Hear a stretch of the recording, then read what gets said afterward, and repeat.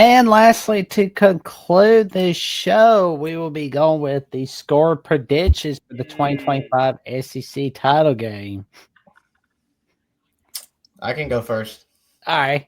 All Yeah, right. Travion's nervous, man. He's I like, think oh no. I think the story of the last game, in addition to the third down craziness, hyper efficiency from Alabama, was how many self-inflicted wounds Georgia had throughout that game.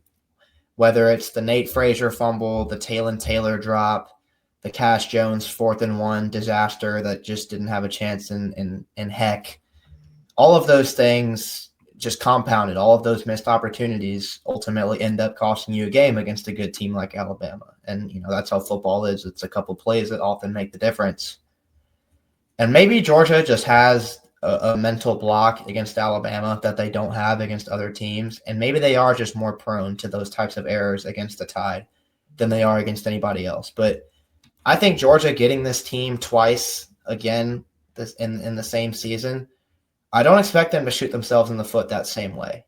And their defense, it's a young defense, but we knew how talented it was going into the year. They have really grown up quickly. I mean, Kirby Smart has been saying all week how much more mature, how much more confident this defense has started to become. And I think that shows. I mean, they had some really great performances against Texas and Georgia Tech. And I think that's a huge deal. Even the second half against Ole Miss. I mean, that fourth quarter performance they put on against Ole Miss was really something. So with the pass rush starting to come along a little bit better, the secondary starting to look a little bit better, I think they're going to be able to affect Ty Simpson just enough. I don't think they're going to have him on the ground all game. I think he's still going to have a lot of time to throw for the most part, but just not as much as he did last game. And I think Alabama's due for some regression in the third down department. And even with Georgia not having Bobo out there, that's going to be a huge loss, and they're probably not going to be able to go for 200 yards on the ground.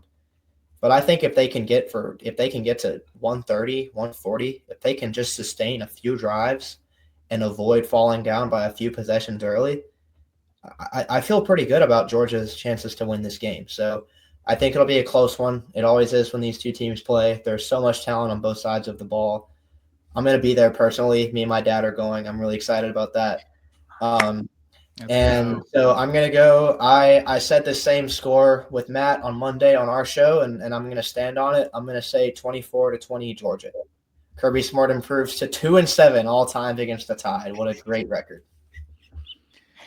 Yeah, I'm glad you're going to be there. That's good stuff. I just look at this game, and Travion, you kind of referenced it with Jalen Milroe.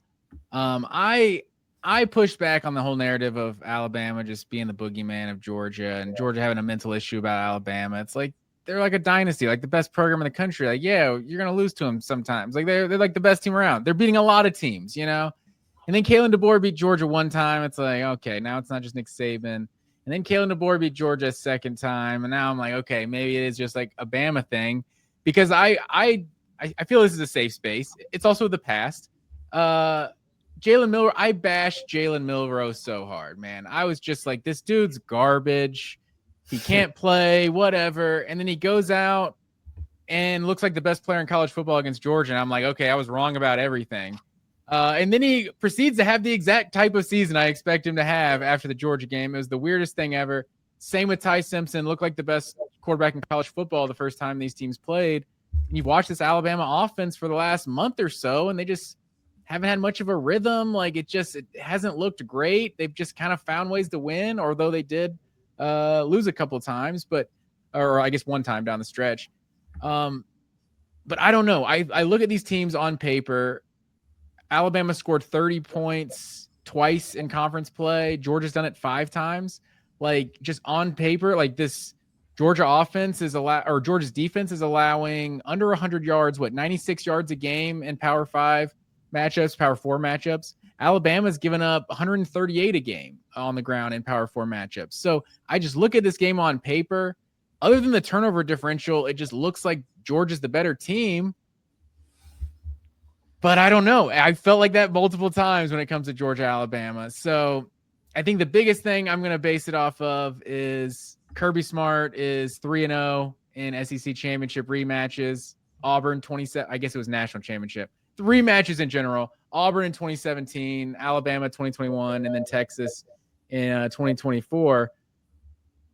So, fact that give me another win for Kirby Smart in a rematch. He's 4-0 in rematches. We're gonna focus on that number more than the 2-7 Bo like to focus on. I think this is the same score I picked on our show earlier this week. Like I said, I think it takes 30 points to win this game. I'm going to take Georgia 31-24. Okay. So we got 2 Georgias. So obviously, I'm going to go to the Alabama route. Alabama having that psychological barrier. I believe that's a real thing. Them being able to pull out 9 of the last 11. What is it? 9 of the last 10 almost. Things. What is it? If you want to go back to Mark Richt, I think that's what it is. Yeah. Yeah. But I think Alabama just gets it done playing complementary football. As you guys stated, this Alabama offense hasn't looked the same since the first half of that game where they were seem to be clicking on all cylinders. So I believe the defense is able to force Gunnar Stockton into some type of turnover. I don't know what it's gonna be, but Kane Warmack has a knack for getting his defenses to create turnovers, and I believe that's what's gonna help Alabama. You know, uh, help Alabama. Cover cover the spread because, like I said, they are 2.5 point underdogs. So and I also think just Ty Simpson. Ty Simpson's gonna make a play here or there. I'm not saying he's gonna just have a perfect game or just a great game or nothing like that, but Ty Simpson always seems to make a play here or there and gather himself and really just be able to pull Alabama offenses out of trouble because he's done this versus South Carolina. He's done this versus uh, um, he's done this just down the stretch versus Vanderbilt, just all these different teams he played. So I believe Todd Simpson's gonna make a play to help put Alabama on top, and our defense is gonna help turn Gunner Stockton over and keep Alabama in range. So my score, I'm probably gonna go with 33-30. Alabama wins 33-30.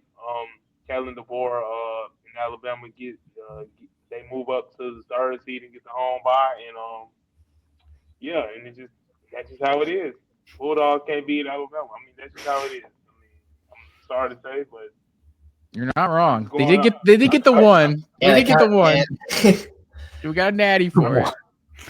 I'm just going off man. what history says. So, like, I believe Kellen DeBoer and company gonna get it done once again.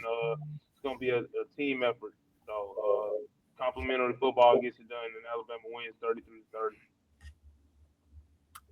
I think Alabama is going to win this one 28-24 against Georgia. I think it's going to be a tight one. And, you're not going to see a lot of high scoring, but you're not going to see a lot of low scoring either. It's just basically going to be Christmas time in the SEC title game between both these squads. Should be a good one, man. Oh, well. Yeah, definitely gonna be the most viewed game of all games on this weekend, and everybody gonna say it's SEC bias. This literally the so Oh, man. All I know is when watching the SEC title game, I've already got that Christmas time and Hollis song stuck in my head. I heard it from the NBA on ESPN promo the other day when I was watching some Sports Center. So I was like, yep. Cue that music. There you go. But yeah, to your point, Travion, there's never been a year where the SEC where it wasn't just obvious how much better the SEC is than every other conference. Like the Big Ten's been borderline unwatchable this year. Like it's like 3 good teams and then a bunch of mediocrity. What USC give them like a third, 3.5 good teams. Like I don't know. Like the SEC's been so deep this year. Like this is the game everyone's watching. Number 1 and number 2 and cool in the Big Ten. Like Georgia, Alabama is what everyone's gonna watch. Yeah. All right.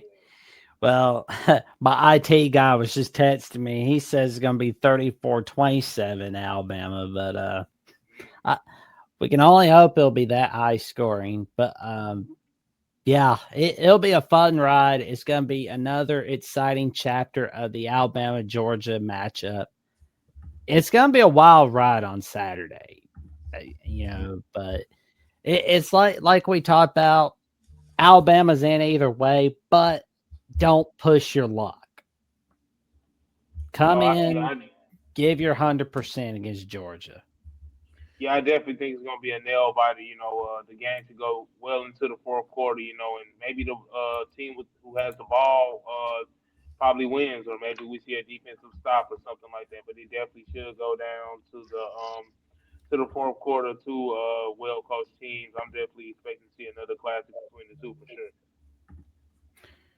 Well, all righty, man. That concludes the score predictions video of Alabama, Georgia in the 2025 SEC title game. All right here on Alabama, the voice of college football. And like, comment, subscribe, click on the notification bell so you never miss another video clip whatsoever.